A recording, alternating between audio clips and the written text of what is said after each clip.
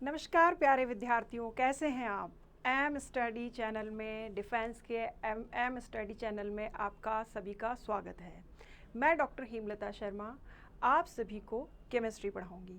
जितने भी रक्षा सेवाओं के जो एग्ज़ाम्स हैं लाइक नेवी, एयरफोर्स, CDS, इन सब में जो भी केमिस्ट्री का कंटेंट आएगा जनरल एटीट्यूड के अंदर, वो केमिस्ट्री का पार्ट मैं आपका कवर अप कराऊंगी। स्टूडेंट्स, जनरल साइंस में आपका फिज़िक्स, केमिस्ट्री, बायोलॉजी, तो इन सब का आप देखेंगे कि ये सारा पार्ट जो है 11th प्लस 12th दोनों क्लासेस का होता है पोर्शन। बेसिकली आपका 11th क्लास का पोर्शन इसमें ज़्यादा होता है, बट केमिस्ट्री के काफ़ी अच्छे क्वेश्चंस आते हैं और अगर आपने अच्छे से इनको प्रैक्टिस की, अच्छे से कॉन्सेप्ट समझते हुए एक बार तैयार कर लिया, तो आपके ये सारे क्वेश्चंस सही जाने हैं। तो क्वेश्चंस को सही करने के लिए हमें सबसे पहले उनका कॉन्सेप्ट सेट करना होगा अपने माइंड में। हर एक टॉपिक को अच्छे से क्लियर करना है, वो टॉपिक आपको प्रैक्टिस करना है उसके क्वेश्चंस की। हम रेगुलर अपनी क्लासेस में MCQ questions and various type के कंपैरेटिव क्वेश्चंस, कई तरह के क्वेश्चंस के द्वारा आपकी प्रैक्टिस करवाएंगे। अब NDA, CDS और इन सब में जो जनरल टॉपिक्स हैं उन सबको हम पहले कवर अप करेंगे। तो यहाँ पर मैं सबसे पहले आपका NDA का सिलेबस जो है डिस्कस करने जा रही हूँ। NDA का सिलेबस जो है उसमें जनरल टॉपिक्स क्या हैं, तो इससे आपको आइडिया रहेगा कि केमिस्ट्री में क्या क्या आपको पढ़ना रहेगा। देखिए, NDA 2020 का जो सिलेबस है उसमें आपका है फिजिकल एंड केमिकल चेंजेस। ये आपने 9th-10th स्टैंडर्ड में पढ़ा हुआ है और बहुत ही आसान सा है, बहुत ही इजीली क्वेश्चंस जो हैं हम इसके सॉल्व कर पाएंगे। तो इसमें बहुत ज़्यादा हमें मैटर नहीं पढ़ना है, इजीली हमारा सॉल्व आउट हो जाएगा। इसके बाद में है properties of oxygen, hydrogen etcetera and oxidation and reduction. तो हाइड्रोजन, ऑक्सीजन, ऑक्सीडेशन, रिडक्शन, ये सब जो है 11th क्लास का जो है टॉपिक है। यहाँ पर इसको समझाने के लिए मैं पहले आपको पीरियोडिक टेबल और जो है एलिमेंट्स वगैरह इन सब के बारे में बताऊंगी, तो आप इजीली इनकी रिएक्शन एंड प्रॉपर्टीज़ को डिफाइन कर पाएंगे। ऑक्सीडेशन, रिडक्शन 11th और 12th दोनों क्लास में आपने पढ़ा है, इवन 9th-10th में भी आपने पढ़ा है रेडॉक्स रिएक्शंस। तो इसके क्वेश्चंस एक बार आपको कॉन्सेप्ट स्टार्ट करना बहुत ईजीली सॉल्व हो जाएंगे। ऑक्सीडेशन, ऑक्सीजन का addition, reduction, addition of hydrogen, ठीक है। तो ऑक्सीकरण, अपचयन, ये सब जो है 9th क्लास से 12th क्लास तक रेगुलर आपने इस टॉपिक को पढ़ा है। इसके बाद में है आपका air and water properties. Air में कौन कौन सी गैसेस हैं, उन गैसेस का कंपोजिशन क्या है, उनका रिएक्टिविटी किस तरह से होगी, ये सब। वाटर की प्रॉपर्टीज़, H2O, वाटर की क्या प्रॉपर्टीज़ हैं, वाटर जो है किस तरह की केमिकल रिएक्शंस करता है, क्या स्ट्रक्चर है, ये सब बेसिक चीज़ें हम यहाँ पढ़ेंगे। तो ये जो 4-5 जो टॉपिक्स हैं ये बेसिकली 9th-10th स्टैंडर्ड के टॉपिक्स हैं, but carbon and it's form जो है इसको थोड़ा सा एडवांस आपने 11th स्टैंडर्ड में किया था। तो कार्बन और कार्बन से रिलेटेड जो केमिस्ट्री है, जनरल ऑर्गेनिक केमिस्ट्री, कार्बनिक रसायन जो है, वो हम यहाँ पर इस चैप्टर में करेंगे। अब ये जो है आपका एटॉमिक स्ट्रक्चर जो है पूरा डिटेल में, इसमें से बहुत ज़्यादा क्वेश्चंस निकल के आते हैं और इवन हर एग्ज़ाम में, हर कंपटीशन एग्ज़ाम जो 12th से लेकर के वेरियस जितने भी केमिस्ट्री के एग्ज़ाम होने, उसमें एटॉमिक स्ट्रक्चर का क्वेश्चन आना ही आना है।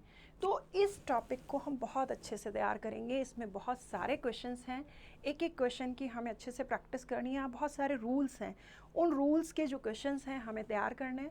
तो इसके लिए हमें एटम के स्ट्रक्चर, कैसे एटम की डिस्कवरी हुई, एटम क्या है, एटम से रिलेटेड जो थ्योरीज जो आई, उन सबको हमें तैयार करना है। प्रिंसिपल्स जो हैं हमें उसको तैयार करना रहेगा। तो एटॉमिक स्ट्रक्चर पूरा डिटेल में करने का टॉपिक है, 11th स्टैंडर्ड का टॉपिक है, बट इसके क्वेश्चंस हर एग्ज़ाम में आते हैं। इवन जनरल साइंस के जो एग्ज़ाम्स 10th लेवल के ये जो एग्ज़ाम्स जो होते हैं उनमें भी एटॉमिक स्ट्रक्चर के काफ़ी क्वेश्चंस निकल के आते हैं। तो ये हमारा जो टॉपिक है ये काफ़ी इंपॉर्टेंट टॉपिक है, एटॉमिक स्ट्रक्चर। इसके बाद में chemical equation and law of chemical combinations. तो केमिकल रिएक्शंस हमें कैसे याद रखनी है, लॉ ऑफ कॉम्बिनेशंस, इससे रिलेटेड जो क्वेश्चंस हैं इनको हमें करना है। ये जो है इससे इसमें कुछ कॉन्सेप्ट अगर आपका सेट होता है तो इसके काफ़ी क्वेश्चंस आपके सही जाने वाले हैं। इसके बाद में है एलिमेंट, कंपाउंड्स एंड मिक्सचर। ये भी 11th क्लास केमिस्ट्री का ही टॉपिक है, बट ये जो टॉपिक है ये कंपैरेटिवली इन टॉपिक्स के थोड़ा आसान है और इसके क्वेश्चंस जो हैं इजीली बच्चा कर सकता है और काफ़ी स्कोरिंग क्वेश्चंस हैं। अब यहाँ पर acid base and salts, acid base and salts 9th 10th 11th her standard में आपने किया है, तो इसको थोड़ा डेप्थ में हम करेंगे क्योंकि ये इसमें काफ़ी सारे जो क्वेश्चंस हैं जनरल साइंस से रिलेटेड क्वेश्चंस हैं वो भी कवर अप हम करेंगे। अब यहाँ पर 3 टॉपिक्स आपके नए हैं, फर्टिलाइज़र्स, ठीक है, fertilisers and use of material for preparation of different chemicals. तो ये जो टॉपिक्स हैं ये आपके थोड़े से क्या हैं कि नए टॉपिक्स हैं जो आपने कहीं 11th 12th में बहुत ज़्यादा नहीं पढ़े होंगे, तो ये थोड़े डिफरेंट टॉपिक्स हैं जिन्हें हम करेंगे। फिर जनरल साइंस सेक्शन इसमें आ जाएगा आपका, तो ये एक जनरल सा सिलेबस जो है मैंने आपके लिए एनडीए का सिलेबस जो है मैंने आपके लिए डिस्कस किया। अब आज मैं आपका बिल्कुल बेसिक्स जो है बिल्कुल अच्छे से तैयार कराने वाली हूँ केमिस्ट्री के। तो एक बार आपने मेरी ये क्लास अटेंड की और आपने इसको प्रैक्टिस में लेके आए तो आपका केमिस्ट्री जो है बड़ा अच्छा से तैयार हो जाएगा। क्योंकि क्या है कि जैसे आपको इंग्लिश सीखना है तो अल्फ़ाबेट्स ABCD से ही शुरुआत होती है। देखिए छोटा बच्चा है, उसको ABC सिखाया जाता है स्कूल में, उसके रिलेटिव्स, उसके घर में जो भी लोग होंगे वो सब आते जाते उस बच्चे से ही पूछते हैं बेटा A for Apple, B for book, तो उसको इस तरह से रटा दिया जाता है, होल लाइफ उसे याद रहता है, ठीक है। क्यों? क्योंकि पता है कि वोकैबुलरी जो है, जितनी भी स्पेलिंग्स हैं वो सब इस अल्फ़ाबेट से ही तैयार होने वाली है। तो केमिस्ट्री की ABC हम तैयार करेंगे तो ही केमिस्ट्री हमारे दिमाग में अच्छे से सेट होगी। और देखिए जो चीज़ बेसिक है और जो बहुत ज़्यादा हमारी लाइफ में काम आने वाला है उसकी हमें बहुत ज़्यादा प्रैक्टिस कराई जाती है। जैसे बचपन में आपने जो टॉपिक्स हैं उनको बहुत ज़्यादा रिवाइज कराया जाता है, रटाया जाता है रूटीन लाइफ में हम लोगों, तो हमें वो इस तरह से तैयार हो जाते हैं कि हम अपनी लाइफ में कभी उनको भूल नहीं पाते। जैसे कि मान लीजिए एक व्यक्ति ड्राइविंग करना सीख लेता है, ठीक है, एक बार उसने ड्राइविंग अपने अच्छे से सीख ली, अगर उसकी मेमोरी किसी वजह से लॉस हो जाए, याददाश्त चली जाए, तो क्या वो ड्राइविंग करना भूल जाएगा? नहीं ना। इसी तरह से अगर याददाश्त चली जाए तो क्या वो व्यक्ति खाना पीना भूल सकता है? नहीं, क्योंकि वो सब चीज़ें उसके दिमाग में सेट हो चुकी हैं। चलना फिरना कोई व्यक्ति नहीं भूलता। एक छोटा बच्चा है, उसको थोड़े दिन प्रैक्टिस करा दी जाए चलने की तो वो अपने आप चल सकता है, अंधेरे में भी चल सकता है, क्योंकि उसको प्रैक्टिस में आ गया है। तो अगर हम अपने सब्जेक्ट टॉपिक्स को अच्छे से प्रैक्टिस में, कॉन्सेप्ट में अगर हमारे माइंड में अच्छे से सेट कर लेंगे तो हम अगर कहीं अंधेरा आया, डार्क अंधेरा है, तो भी हम वहाँ पर एक बैलेंस करते हुए उस स्थिति से निकल सकते हैं। यानी कि अगर टफ़ क्वेश्चन आ जाए जहाँ पे आपको कुछ नहीं आता, तो भी अगर आपका कॉन्सेप्ट अच्छे से सेट है तो आप उसको एक अंदाज़न हिसाब से आप चलोगे तो उस टफ़ क्वेश्चन को भी सॉल्व कर पाओगे। तो मेरा कहने का मतलब ये है कि बच्चों, हमें जब किसी भी टॉपिक को पढ़ना होता है ना, तो सबसे पहले तो उसको समझिए, उस कॉन्सेप्ट को समझिए, चाहे 1 बार 2 बार जितनी भी बार लगे, लेकिन एक बार आपने अच्छे से समझ लिया और फिर उस कॉन्सेप्ट को माइंड में सेट कर लिया तो आपको उसको रटने की ज़रूरत नहीं पड़ेगी। और केमिस्ट्री तो ऐसा सब्जेक्ट है जिसको रटने की बिल्कुल ज़रूरत नहीं है। दूसरी चीज़, कुछ बच्चों के साथ दिक्कत होती है कि वो लोग लंबे समय तक याद नहीं रख पाते। देखिए बहुत सारी वजहें होती हैं, ठीक है। अब कुछ हैं जो याद रख पाते हैं, तो जो लोग याद नहीं रख पाते उनके लिए बनाई जाती हैं कुछ आसान ट्रिक्स, ठीक है। जैसे अगर आप मूवी देख के आते हो तो मूवी हमारे दिमाग में कई दिनों तक सेट रहती है और कई सालों तक हम उसकी स्टोरी नहीं भूलते। इवन अगर कुछ कैरेक्टर्स के नेम भूल गए बट मूवी का कॉन्सेप्ट वगैरह हमें ध्यान में है, ठीक है, तो देखते ही तुरंत बता देंगे इस मूवी में ये था।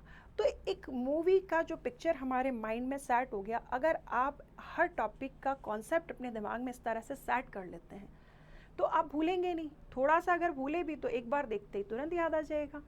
तो जब आपको कोई टॉपिक पढ़ाया जाता है तो सबसे पहले क्या करना है, उस टॉपिक को अपने दिमाग में इमेजिनेशन करना है, इमेजिन करना है, चीज़ों से रिलेट करना है, ठीक है। तो कैसे रिलेट करेंगे, तो ये हमारी क्लास में एक एक टॉपिक को मैं रिलेट कराते हुए तैयार कराऊंगी। तो बेसिकली आज का टॉपिक हम अपना शुरू कर रहे हैं कंपाउंड्स, एलिमेंट, सब्सटेंसेस क्या होते हैं, ठीक है, जनरल्स ऑफ केमिस्ट्री। आज हम सबसे पहले बात करेंगे about the matter, substance.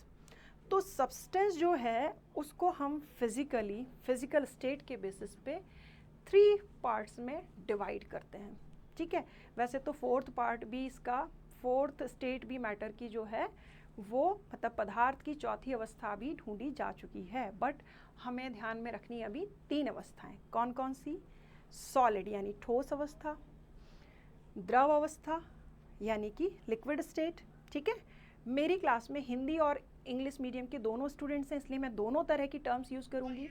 Gas state, gas को हिंदी और इंग्लिश दोनों में ही गैस कहा जा रहा है, ठीक है। तो ये 3 अवस्थाएं। अब ये क्वेश्चन बड़ा आसान सा लगता है, नहीं ये हमें आता है, बट हम इसके क्वेश्चन जो है कहीं ना कहीं कॉन्सेप्ट अगर वीक है तो इसके क्वेश्चंस गलत कर जाते हैं।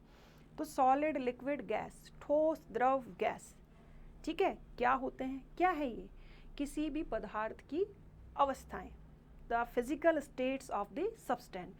तो सब्सटेंस की फिजिकल स्टेट्स 3 टाइप्स की है। कौन कौन सी? सॉलिड, लिक्विड एंड गैस, ठोस, द्रव और गैस, ठीक है। ठोस बताएंगे ज़रा, सबको पता है क्या होते हैं। ठोस, सॉलिड है भाई ये चीज़। क्यों है सॉलिड? क्योंकि मजबूत है, ऐसा कुछ बोलेंगे। अरे क्यों है सॉलिड? क्योंकि इसके मॉलिक्यूल सारे आपस में स्ट्रांगली बाइंडेड है, यानी कि इसके अणुओं में प्रबल आकर्षण बल है, स्ट्रॉन्ग इंटरमॉलिक्यूलर फोर्सेज है। तो ऐसा होने से क्या होगा, सारे मॉलिक्यूल एक जगह इकट्ठे होंगे मतलब डेंसिटी उसकी ज़्यादा होगी। डेंसिटी ज़्यादा हो गई, घनत्व ज़्यादा हो गया। अब घनत्व ज़्यादा है, जो चीज़ हेल्दी है, बल्कि है, तो उसको चलने में थोड़ा सा जोर आएगा। दैट मीन्स उसमें मोशन एब्सेंट होगा। तो सॉलिड्स में मोशन नहीं पाया जाता, गति नहीं पाई जाती। कोई भी ठोस वस्तु स्वतः अपने आप गति यानी कि अपने आप मूवमेंट नहीं करती है। न्यूटन्स लॉ याद कीजिए, जड़त्व का नियम, रिजिडिटी लॉ। अगर कोई वस्तु स्थिर है तो स्थिर ही बनी रहेगी जब तक इस पर कोई बाह्य बल नहीं लगाया जाता। अगर कोई ऑब्जेक्ट कांस्टेंट है तो कांस्टेंट बना रहेगा जब तक मैं इस पर कोई एक्सटर्नल फोर्स नहीं लगाती हूँ, ठीक है। अब मैंने इसको पेन को गिराया तो ये पेन नीचे आया, किस फोर्स की वजह से आया? ग्रेविटेशनल फोर्स की वजह से, गुरुत्वाकर्षण बल के कारण। इस पेन को उठाया तो मैंने खुद ने फोर्स अप्लाई किया, ठीक है, तो अपने आप नहीं आया। दैट मीन्स इस पे ये एक सॉलिड सब्सटेंस है, तो ये कौन सा रूल फॉलो कर रहा है? Newton's law. कौन सा नियम? जड़त्व का नियम। तो ठोस जो होते हैं, सॉलिड सब्सटेंस जो होते हैं, जड़त्व के नियम का पालन करते हैं, मतलब अपने आप गति नहीं करते, ठीक है। अगर अपने आप मान लीजिए पेन अपने आप ऊपर जा रहा है तो फिर साइंस से बाहर है, फिर क्या है? भूत है, जो साइंस की बाउंड्री से बाहर होगा। तो कहने का मतलब ये है कि ये पेन ऊपर से नीचे आया, इसका लॉजिक आप बता सकते हो। क्या लॉजिक है? ग्रेविटेशनल फोर्स था इसलिए नीचे आया, मतलब कोई फोर्स है इसलिए ऑब्जेक्ट मूव करता है, ठीक है। तो सॉलिड में मूवमेंट नहीं होता। हाँ, ये बात और है कि इसके जो मॉलिक्यूल अंदर ही अंदर घूम सकते हैं, लेकिन ये पेन उठ के अपने आप यहाँ से वहाँ नहीं आएगा, ठीक है। तो सॉलिड की प्रॉपर्टीज, अच्छा इसका एक शेप और साइज फिक्स्ड है, ठीक है। इसका साइज मैं मेज़र कर सकती हूँ, इसका वॉल्यूम मैं मेज़र कर सकती हूँ। दैट मीन्स सॉलिड ठोस पदार्थों के आकार व आयतन निश्चित होते हैं, ठीक है। अब ये थी सॉलिड के बारे में मेन बातें। अब लिक्विड से कंपेयर कर लें। लिक्विड है, ठीक है, मैंने पानी यहाँ रखा, वो बहता हुआ वहाँ चला जाएगा, ठीक है, यानी कि द्रव बहते हैं, मोशन होता है उनमें, मूवमेंट होता है, ठीक है। तो ऐसा क्यों हुआ? क्योंकि इनके फोर्सेस, इंटरमॉलिक्यूलर फोर्सेस, अंतराण्विक बल इनमें क्या है? वीक है। तो वीक फोर्सेस की वजह से मॉलिक्यूल क्या कर सकते हैं? मूव कर सकते हैं, ठीक है। दूसरी चीज़, अगर आप पानी को या किसी लिक्विड ऑब्जेक्ट को जो है किसी भी बर्तन में डालोगे तो उसका शेप ले लेगा, मतलब उसका कोई साइज नहीं होता है, बट वॉल्यूम फिक्स होता है। वाटर को आप लीटर, मिलीलीटर इसमें मेज़र कर सकते हो ना, ठीक है, कि इतने लीटर वाटर है, इतने लीटर आपका जो है मिल्क है। तो लिक्विड चीज़ों का हम वॉल्यूम मेज़र कर सकते हैं। दैट मीन्स लिक्विड्स का क्या नहीं होता? साइज और शेप नहीं होता है, डिफाइनाइट मतलब फिक्स्ड नहीं होता है, निश्चित नहीं होता है, बट उनका वॉल्यूम फिक्स्ड होता है, ठीक है। अब इसी तरह से हम बात करें गैस के बारे में, तो गैस का ना तो कोई साइज़ है ना कोई वॉल्यूम है। जहाँ रखोगे दिखती है क्या गैस? नहीं दिखती ना, कलर्ड गैसेस दिख सकती हैं। ठीक है, तो वो बिल्कुल फ्री हैं, उनके मॉलिक्यूल्स एकदम फ्री हैं, मतलब उनमें कोई फोर्सेस नहीं है, कोई किसी को रोकने वाला नहीं है, फ्रीडम है भैया, जहाँ मर्जी है वहाँ जाओ। तो गैसेस के मॉलिक्यूल्स में कोई अट्रैक्शन फोर्सेस, इंटरमॉलिक्यूलर फोर्सेस नहीं होते, इसलिए वो फ्रीली मूव कर सकती है। जहाँ जिस भी ही बर्तन में रखोगे उसका शेप ले लेगी, यानी कि उसका साइज और शेप फिक्स नहीं है, वॉल्यूम भी फिक्स नहीं है, वॉल्यूम नहीं बता सकते। ठीक है, अच्छा, तो ये सब हमने बातें की सॉलिड, लिक्विड और गैस के बारे में। तो इनको ज़रा हम एक बार और कंपेयर कर लें। हमने बात की सॉलिड यानी कि ठोस के बारे में। ठीक है, ठोस मतलब सॉलिड आपका। ठीक है, दूसरा हमने बात की अबाउट लिक्विड। ठीक है, और गैस, हिंदी में भी गैस और इंग्लिश में भी गैस। ठीक है, तो नेम में यहाँ स्पेलिंग में कंफ्यूजन नहीं होना है। तो सॉलिड्स का शेप, ठीक है, आकार क्या होता है? निश्चित होता है, फिक्स्ड होता है। फिक्स्ड है भैया, जो साइज है वो आप बता सकते हो, स्क्वायर है, स्फेरिकल है, आप साइज बता सकते हो। बट इनका फिक्स्ड नहीं होता। क्या फिक्स्ड नहीं होता? शेप फिक्स्ड नहीं होता। गैस का भी फिक्स्ड नहीं होता है। ठीक है, गैस का भी जो साइज है या शेप है वो फिक्स्ड नहीं है। बट वॉल्यूम की हम बात करें, यहाँ हमने बात की थी पहले शेप के बारे में, अब हम बात कर रहे हैं वॉल्यूम के बारे में। तो वॉल्यूम जो है किसी भी सॉलिड ऑब्जेक्ट का फिक्स्ड होता है। ठीक है, फिक्स्ड है ना वॉल्यूम, वॉल्यूम फिक्स्ड है।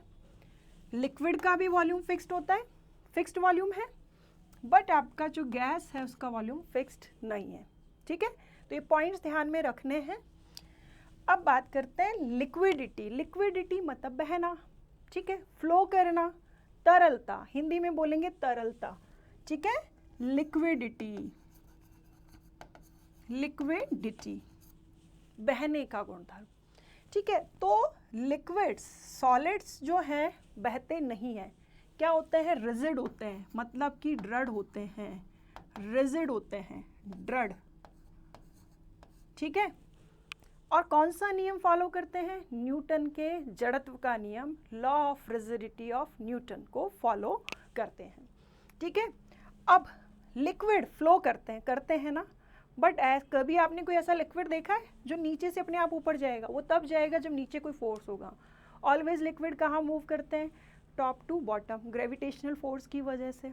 जहाँ पे लिक्विड ज़्यादा होगा, ठीक है, वहाँ से कम की तरफ जाएगा, या ग्रेविटेशनल फोर्स की वजह से टॉप टू बॉटम आएगा। नल का पानी ऊपर से नीचे आता है, नीचे से अपने आप पानी ऊपर नहीं जाएगा, मोटर ऑन करते हो ना, ठीक है, यानी कि कोई फोर्स लगाना पड़ेगा। ठीक है, तो इनमें फ्लो होता है। आपका जो ये लिक्विड है इसमें फ्लो है। ठीक है, लिक्विड में फ्लो होता है। ठीक है, तो फ्लो होता है। अब गैस की बात करें, इसमें भी फ्लो होता है गैस, बट हर डायरेक्शन में जा सकती है। टॉप टू बॉटम जा सकती है, बॉटम टू टॉप जा सकती है, left to right, left right to left, कहीं भी जा सकती है, मूवमेंट होता है। ठीक है, तो गैस के मॉलिक्यूल्स में मूवमेंट ऐसे क्यों होता है? क्योंकि उसके मॉलिक्यूल में आपस में कोई इंट्रैक्शन फोर्सेस नहीं है, फ्री है, फ्रीडम है, स्वतंत्र विचरण कर सकती है, स्वतंत्र गति कर सकती हैं। अच्छा, अब बात करते हैं, यहीं पे एक और क्वेश्चन निकल के आता है जो मैंने यहाँ लिखा नहीं है। कोई भी द्रव बहता है मतलब फ्लो कर रहा है, तो फ्लो को रोकने वाली प्रॉपर्टी, ठीक है, बहने से रोकने का गुणधर्म कहलाता है विस्कोसिटी। क्या कहलाता है? विस्कोसिटी, यानी कि शानता। तो मैं यहाँ पर एक और बात करूँगी, शानता, इंग्लिश में बोलेंगे विस्कोसिटी। ठीक है, विस्कोसिटी, शानता क्या होता है? क्या होता है? किसी भी द्रव को बहने से रोकने का गुणधर्म क्या कहलाता है? शानता, विस्कोसिटी। ठीक है, property of resistant to flow of liquid is known as viscosity. ठीक है, इसके लिए मैं आपको एक बार एक्सप्लेन करना चाहूँगी। क्या होता है कि ये आपके मॉलिक्यूल्स हैं, ठीक है, इस तरह से जमे हुए हैं, कोई अरेंजमेंट होगा इनका, मान लीजिए, ठीक है। ये लिक्विड के मॉलिक्यूल्स हैं, थोड़े दूर थोड़े पास इनके पास गैप है। अब ये लिक्विड की जो ऊपर वाली सरफेस है वो आगे बढ़ रही है। क्यों बढ़ रही है? क्योंकि इसको कौन खींच रहा है? कौन खींच रहा है? Gravitational force. तो टॉप वाली लेयर आगे मूव कर रही है। अच्छा, अब आप देख रहे हैं ये वाला जो बीच वाला आपका लिक्विड का जो मॉलिक्यूल है उसमें यहाँ से 1 2 3 4 ओर से इंटरमॉलिक्यूलर फोर्सेस यानी अंतराण्विक बल लग रहा है। एक व्यक्ति को चारों ओर से खींचा जाए, इधर इधर इधर, तो चारों ओर से फोर्सेस क्या हो जाते हैं भाई? बैलेंस हो गए। इस पैन को मैं इधर भी खींचूँ इधर भी खींचूँ बराबर फोर्स से, तो क्या होगा? कहीं नहीं जाएगा, यहीं फिक्स रहेगा, या जाएगा तो बैलेंस तरह से मूव करेगा। बट अगर 3 तरफ फोर्सेस हो जाए और एक तरफ फोर्स एब्सेंट हो, मतलब ये फोर्स मैं इस तरफ की जगह इस तरफ ले आती हूँ तो डबल हो गया ना। तो आप देखिए यहाँ पर इस मॉलिक्यूल को केवल 3 ओर से सरफेस, ये सरफेस है, ठीक है, सरफेस यानी कि सतह, तो सतह पर जो मॉलिक्यूल्स प्रेजेंट है उन पर केवल 3 ओर से बल लग रहा है, ठीक है।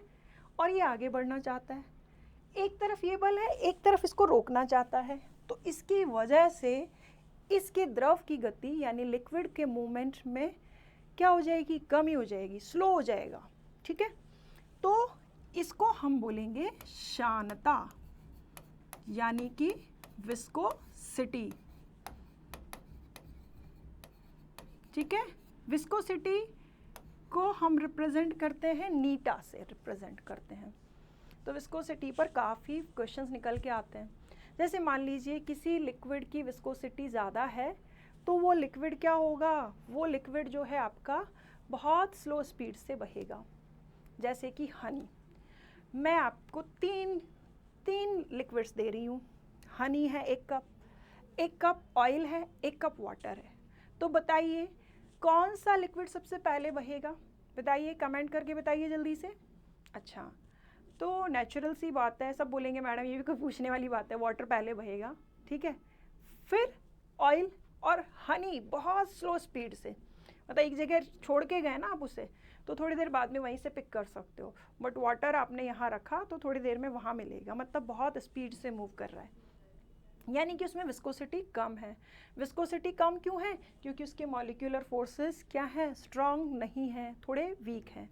तो जिसके मॉलिक्यूलर फोर्सेस ज़्यादा स्ट्रॉन्ग होंगे वो बहुत स्लो स्पीड से मूव करेगा, ठीक है।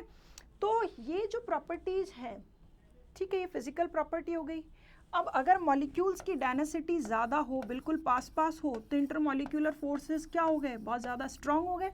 स्ट्रॉन्ग हो गए तो ऑब्जेक्ट हमारा क्या हो गया? सॉलिड हो गया, भाई मूवमेंट ही नहीं करेगा, रिजिडिटी आ गई, ठीक है। तो सॉलिड और लिक्विड में यही सबसे बड़ा डिफरेंस है कि मॉलिक्यूल्स के इंटरमॉलिक्यूलर फोर्सेस, ज़रूरी नहीं मॉलिक्यूल्स हो, आयंस भी हो सकते हैं। अब मॉलिक्यूल आयन यानी अणु आयन ये क्या होते हैं, ये सब भी अभी डिस्कस कर लेंगे, ठीक है। तो ये इनके बीच के फोर्सेस अगर स्ट्रॉन्ग है तो ऑब्जेक्ट बन गया सॉलिड, ठीक है। अब जो है, अब हम डिस्कस करते हैं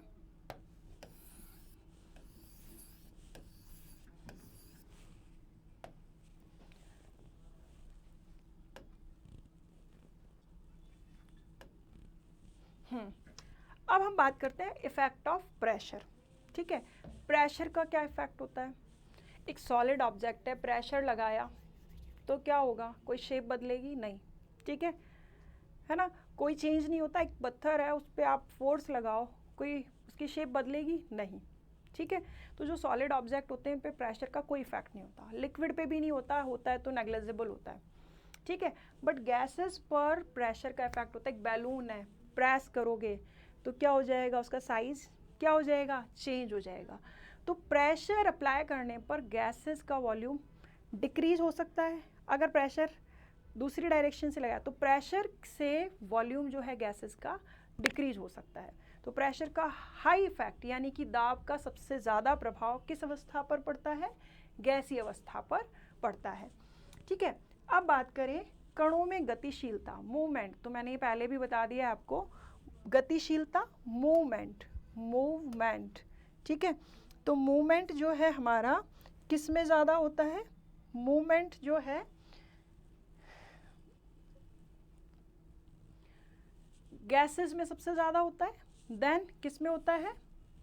लिक्विड में। और सबसे कम मूवमेंट किस में होगा? सबसे कम मूवमेंट जो है वो आपका होगा, सबसे कम मूवमेंट होगा सॉलिड्स में। इसके बाद में बात करते हैं एनर्जी की। एनर्जी को कैसे मेज़र करते हैं? तो इसका सीधा सा तरीका भी हम ले लें, जैसे टेम्परेचर के रेस्पेक्ट में। तो टेम्परेचर के रेस्पेक्ट में अगर हम बात करें कि अगर मैं किसी ऑब्जेक्ट पर, जैसे कि ठोस पदार्थ है, सॉलिड ऑब्जेक्ट है, अगर मैं उसको गर्म करती हूँ तो ऐसा होगा कि ये पेन है, मैं इसको गर्म करूँ, ये फूल कर कितना बड़ा हो जाए? नहीं होगा ना, नहीं होगा, ठीक है। यानी एक्सपेंशन नहीं कर रहा है, प्रसार नहीं कर रहा है। लिक्विड में भी नहीं होगा कि टेम्परेचर बढ़ाने पर वो एक्सपेंड हो जाए, नहीं होगा। बट गैसेस मैक्सिमम एक्सपेंशन यानी कि अधिकतम प्रसार दर्शाती है। ऐसा क्यों है? क्योंकि गैस के मॉलिक्यूल्स को जैसे ही गर्म करेंगे तो वो और ज़्यादा दूर दूर जाएंगे, तो क्या होगा? उनमें थर्मल एक्सपेंशन यानी ऊष्मीय प्रसार पाया जाता है। तो ऊष्मीय प्रसार, थर्मल एक्सपेंशन किन में पाया जाता है? गैसेस में। लिक्विड में थोड़ा होता है, बट सॉलिड्स में यानी कि ठोस पदार्थों में थर्मल एक्सपेंशन नहीं होता है, ठीक है। अब हम बात करते हैं कि एक और हमारे पास टॉपिक है इसी में कंपेयर करने के लिए, वो है विसरण। विसरण बोले तो डिफ्यूज़न। तो हम थोड़ा सा डिफ्यूज़न के बारे में भी डिस्कस करते हैं।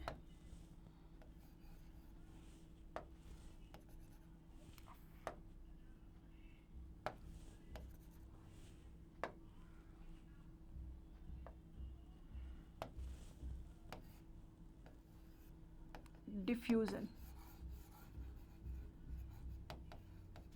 यानी कि विसरण। विसरण का, डिफ्यूज़न का सीधा सा मतलब हमें ये मानना है एक शब्द में। देखिए हम ना कई बार साइंस में दिक्कत क्या होती है स्टूडेंट्स के साथ में, बातों को बहुत अच्छे से समझ जाते हैं, बट बात होती है उसको डिफ़ाइन करना और लिखने की। जब लिखने की बात आती है ना तो हम उनका आंसर प्रॉपरली लिख नहीं पाते हैं। तो एक आप अपनी प्रैक्टिस बना के रखें कि साइंस भी तभी समझ में आएगी आपको जब आप साथ के साथ लिखते जाते हैं, आप सीमित शब्दों में उस बात को समझा सकें। लिमिटेड वर्ड्स में उस चीज़ को डिफ़ाइन करना आना चाहिए, ठीक है। तो यहाँ विसरण, विसरण का मतलब क्या होता है? हाई कंसंट्रेशन से, ठीक है, हाई कंसंट्रेशन से to low concentration,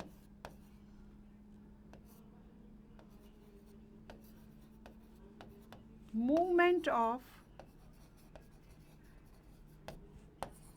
solute particles, ठीक है। हिंदी में क्या बोलेंगे? उच्च सांद्रता से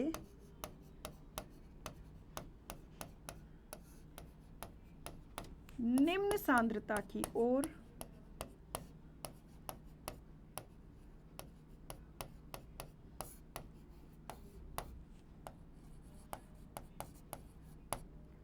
अणुओं का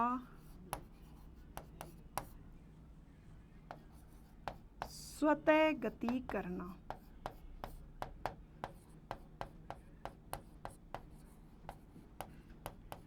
ठीक है। कोई गैस है या लिक्विड है, बेसिकली ये गैसेस की टेंडेंसी होती है। एक गैस है, आपने परफ्यूम स्प्रे किया, वो स्प्रे थोड़ी देर में पूरे रूम में फैल जाता है, ठीक है। ऐसा क्यों हुआ? यहाँ पर मॉलिक्यूल्स की कंसंट्रेशन ज़्यादा है, गैसेस के मॉलिक्यूल्स में क्या है? फोर्सेस तो है नहीं, फ्री है, तो भाग जाएंगे इधर उधर। चलो, तो क्या हुआ? हाई कंसंट्रेशन से लो कंसंट्रेशन की ओर मॉलिक्यूल्स का अपने आप मूव करना क्या कहलाएगा? विसरण यानी कि diffusion. Movement of solute particle, gaseous particles from high concentration to low concentration is known as diffusion. अब diffusion जो है बेसिकली ये गैसेस की प्रॉपर्टी है। किसकी प्रॉपर्टी है? गैस की।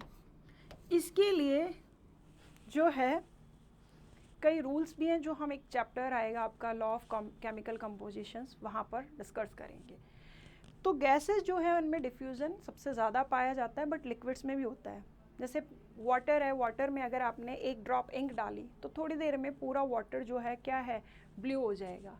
या KMnO4 आपने ऐड किया तो थोड़ी देर में पूरा वाटर जो है पर्पल हो जाएगा। तो कहने का मतलब है बेसिकली गैसेस और लिक्विड्स में डिफ्यूज़न पाया जाता है, लिक्विड में थोड़ा होता है बट सॉलिड्स में नहीं होता। तो आप देख रहे हो ये जो लिक्विड है ना, दोनों तरफ से प्रॉपर्टीज सिमिलर रखता है। सॉलिड की जैसी भी इसका प्रॉपर्टीज़ है और गैस की जैसी भी, तभी तो बीच में है, दोनों से फ्रेंडशिप है इसकी। तो इसीलिए हम ऐसा कह सकते हैं, कैसा कह सकते हैं कि ये जो आपके लिक्विड्स हैं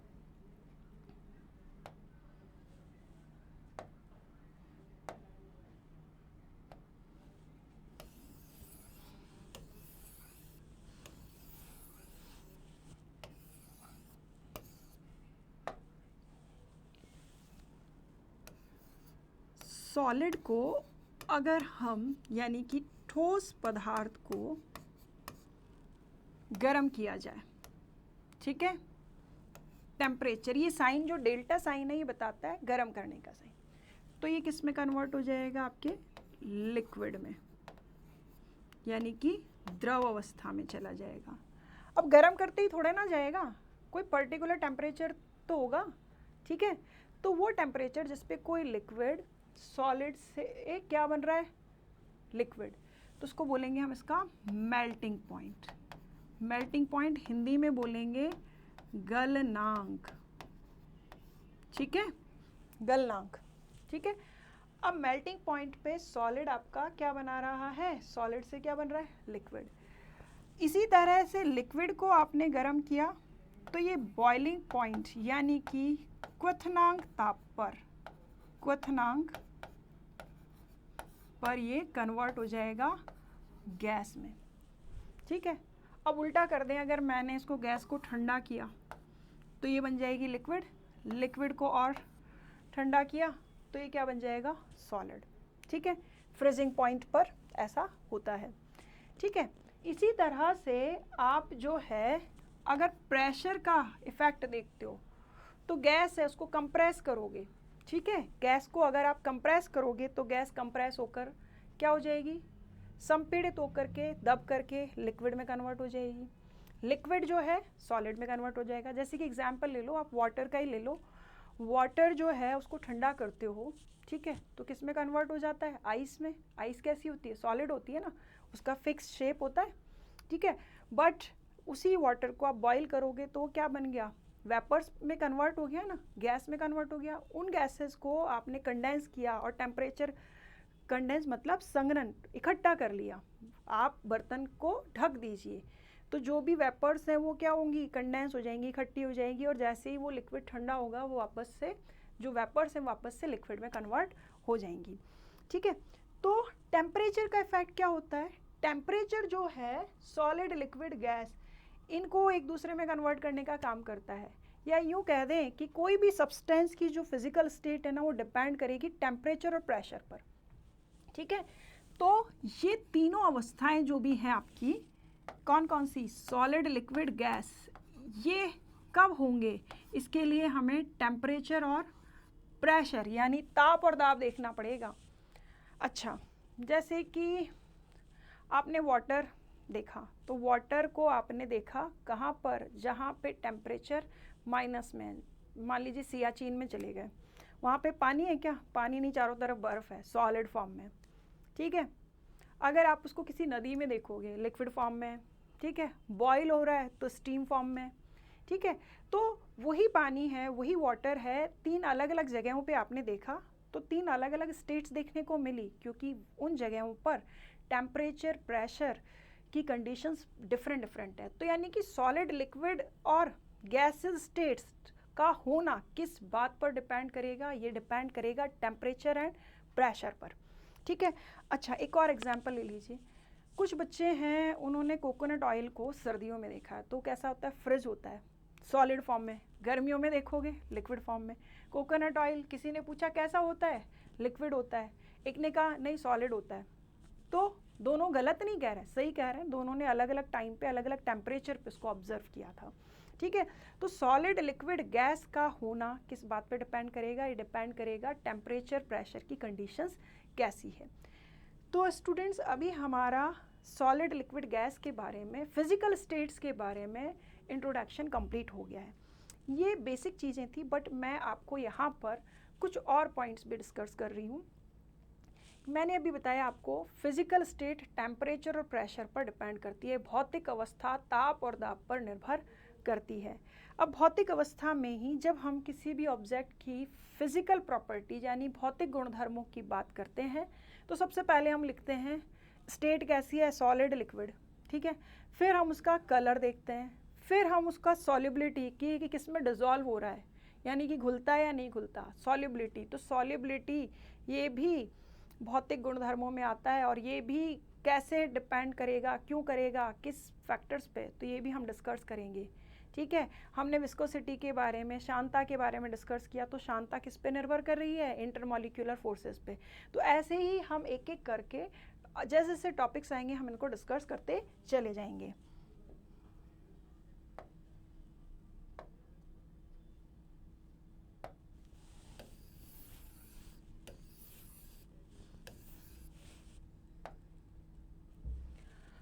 स्टूडेंट्स, अब हमारा नेक्स्ट टॉपिक है, हमने फिजिकल स्टेट की बात कर ली। अब हमने क्लासिफिकेशन किसके बेसिस पे किया? पदार्थों का क्लासिफिकेशन किया फिजिकल स्टेट के बेसिस पे, यानी कि भौतिक अवस्था के आधार पे पदार्थ हमारे 3 प्रकार के हुए, उनकी क्या क्या प्रॉपर्टीज हैं, कब वो सॉलिड होंगे, कब वो लिक्विड होंगे, ये सब हम डिस्कस कर चुके हैं। अब हमारा नेक्स्ट टॉपिक है जो पदार्थ हैं उनके प्रकार। तो वो जो है उनको समझने के लिए पदार्थ कैसे बना, कहाँ से शुरू हुआ, तो इसके लिए हम बेसिक चीज़ें, बहुत सी बेसिक चीज़ें उनको डिस्कस करेंगे। जैसे कि जो है आपका पदार्थ जो है वो यानी कि आपका सब्सटेंस,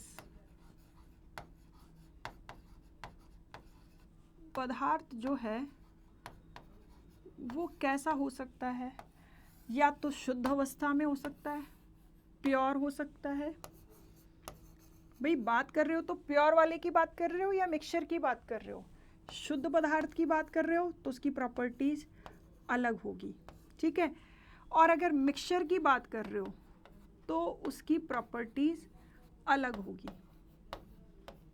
ठीक है, अगर मैं बात करूं शुद्ध प्योर पदार्थ की, प्योर कंपोनेंट की, तो ये हमारा हो गया 2 टाइप्स का। ठीक है, एलिमेंट यानी कि तत्व। ठीक है, दूसरा हो गया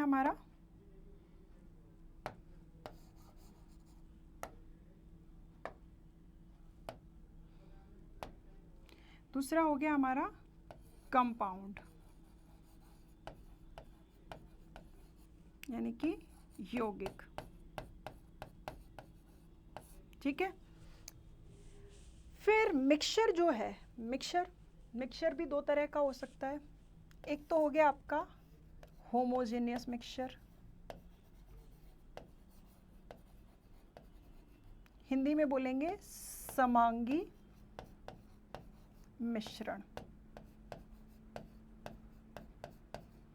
ठीक है, एक हो गया विषमांगी यानी कि हेट्रोजेनियस मिक्सचर।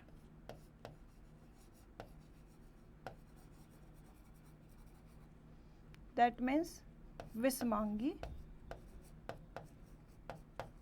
मिश्रण क्या होते हैं? तो ये जो टॉपिक है इसे डिस्कस करते हैं हम। ये देखिए, मैंने कहा कि प्योर कंपोनेंट जो है आपका, प्योर कंपोनेंट जो है वो 2 तरह का हो सकता है। एक तो एलिमेंट यानी कि तत्व अवस्था में हो सकता है, दूसरा हो सकता है ये आपका यौगिक हो सकता है, दैट मीन्स कंपाउंड फॉर्म में हो सकता है। ठीक है, या मैंने कहा कि मिक्सचर्स हो सकते हैं, मिक्सचर्स मिश्रण के रूप में हो सकते हैं। तो ये जो हैं ये तो हो गए प्योर सब्सटेंसेस, शुद्ध अवस्था में पदार्थ 2 तरह का होता है। ठीक है, एक तो एलिमेंट, एक हो गया आपका कंपाउंड। और मिक्सचर फॉर्म में भी टू टाइप का होगा। तो सबसे पहले हम बात करते हैं एलिमेंट्स की। तो एलिमेंट्स जो है क्या होते हैं, एलिमेंट्स वो होते हैं जो एक ही तरह के एटम से मिलकर बने होते हैं, यानी कि तत्व केवल एक ही प्रकार के परमाणुओं से मिलकर बने होते हैं। जैसे कि ये या तो मोनोएटॉमिक हो सकते हैं, एक परमाणुविक, जैसे कि ये सारे एटम या तो हाइड्रोजन हाइड्रोजन हाइड्रोजन के होते हैं, तो हम इसको क्या बोलेंगे, एलिमेंट है भैया ये। या ये दो हाइड्रोजन मिलके H2 बना ले, ठीक है, तो या S4 हो गया, मतलब H2 किससे मिलके बना है, दोनों हाइड्रोजन एटम से। हाइड्रोजन केवल हाइड्रोजन एटम से। दोनों हाइड्रोजन एटम्स में नंबर ऑफ प्रोटॉन्स एक जैसे हैं, दोनों को एक ही जगह पीरियोडिक टेबल में रखा जा रहा है, यानी कि एलिमेंट्स वो होते हैं जो केवल और केवल एक ही प्रकार के परमाणुओं से मिलके बने होते हैं, वो होते हैं आपके एलिमेंट्स। जैसे कि यहाँ देखिए मॉलिक्यूल ऑफ हाइड्रोजन किससे मिलके बना हुआ है, केवल हाइड्रोजन एटम से। मॉलिक्यूल ऑफ ऑक्सीजन केवल और केवल ऑक्सीजन एटम से मिलके बना हुआ है। मॉलिक्यूल ऑफ क्लोरीन केवल और केवल दो क्लोरीन से मिलके बना है। Cl2 H2O2 ये सब के ये सॉरी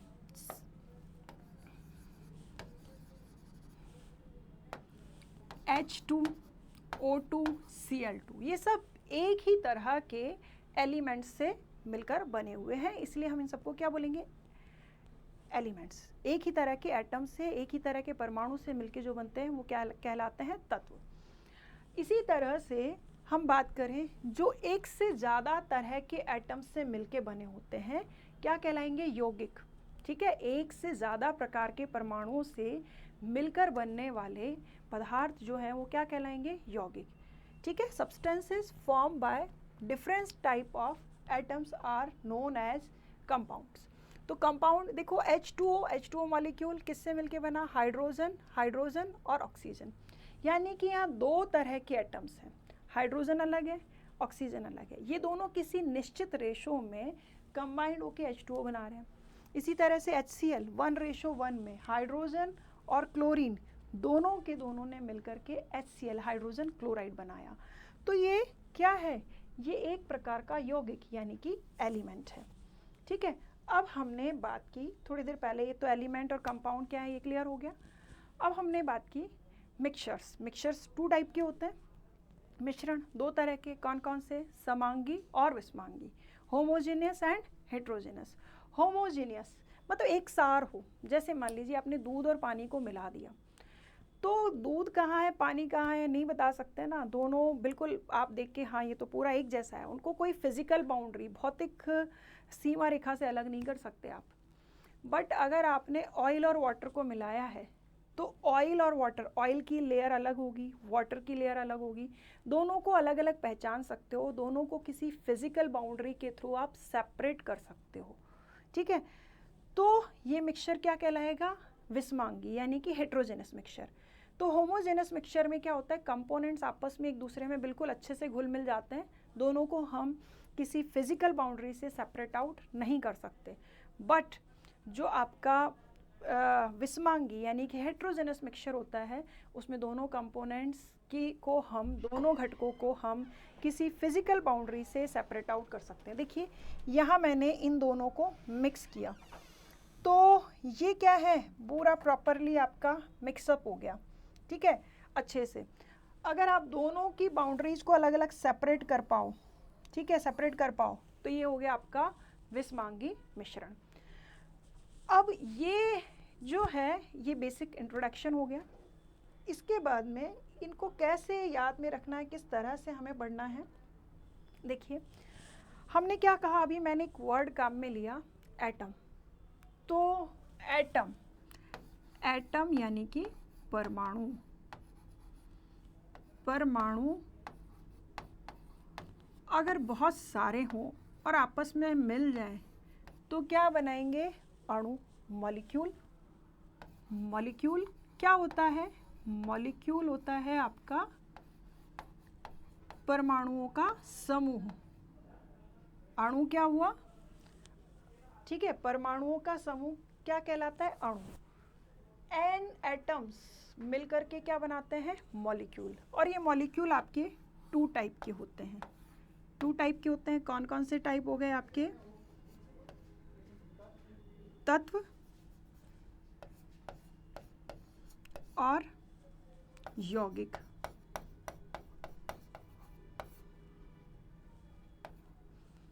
एलिमेंट एंड कंपाउंड। और ये मॉलिक्यूल मिलकर के क्या बनाएंगे? आपका पदार्थ। अब पदार्थ जो है इसकी 3 भौतिक अवस्थाएं होती हैं सब्सटेंस की, सॉलिड, लिक्विड और गैस। ठीक है, और क्या हो गया? गैस, ठोस, द्रव, गैस। तो आज हमने इस चैप्टर में क्या क्या पढ़ा? आज हमने इस चैप्टर में एटम जो सब्सटेंस है, पदार्थ है, उसकी तीनों भौतिक अवस्थाओं के बारे में पढ़ा। मॉलिक्यूल्स जो हैं 2 टाइप के होते हैं, एलिमेंट्स और यौगिक। ठीक है, तत्व और यौगिक ये क्या होते हैं, इनके बारे में पढ़ा। अब आ जाते हैं हम एटम पे।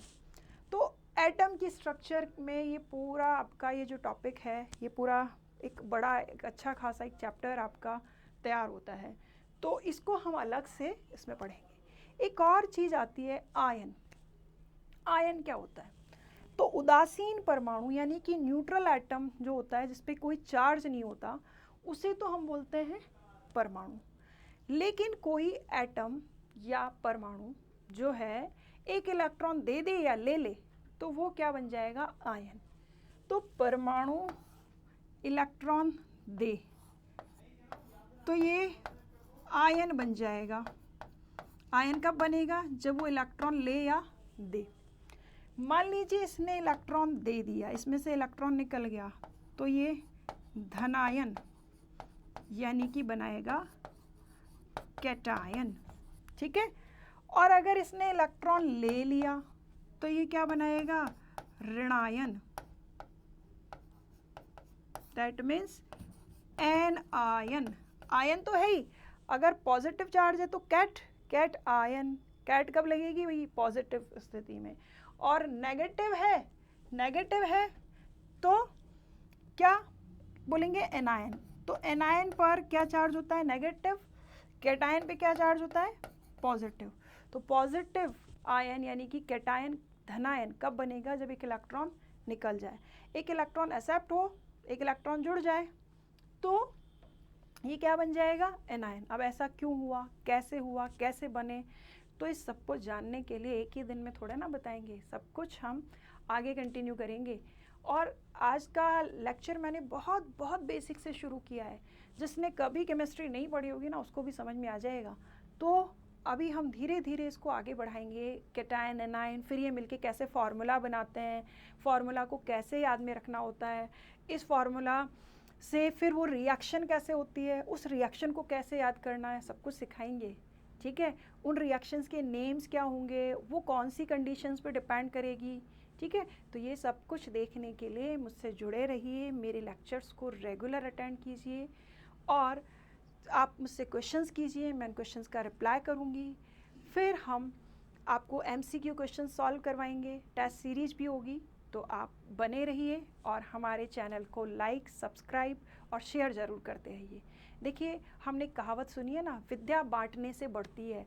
तो देखिए, मैं आपको पढ़ा रही हूँ, विद्या दे रही हूँ, आप इसी विद्या को बांटते रहिए ना।